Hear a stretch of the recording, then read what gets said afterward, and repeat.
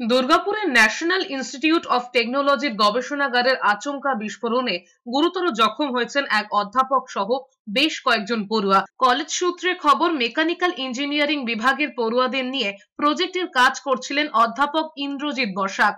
Thermite welding নিয়ে গবেষণার সময় ওই দুর্ঘটনা ঘটেছে। রাসায়নিক ছিটকে ঝলসে গিয়েছেন অধ্যাপক এবং আকাশ মাঝি নামে এক পড়ুয়া। আহত হয়েছেন আরো কয়েকজন। অধ্যাপক ইন্দ্রজিৎ বসাক এবং আকাশ মাঝিকে দুর্গাপুরের গান্ধী মোড়ের একটি হাসপাতালে ভর্তি করা হয়েছে। শারীরিক পরিস্থিতির অবনতি হওয়ায় ইন্দ্রজিৎ বসাককে আইসিইউতে স্থানান্তরিত করা হয়েছে। দুর্গাপুর এনআইটি কর্তৃপক্ষের দাবি, প্রতিষ্ঠান বা অধ্যাপকের কোনো গাফিলতিতে এই ঘটনা ঘটেনি। এটা নিছকই দুর্ঘটনা।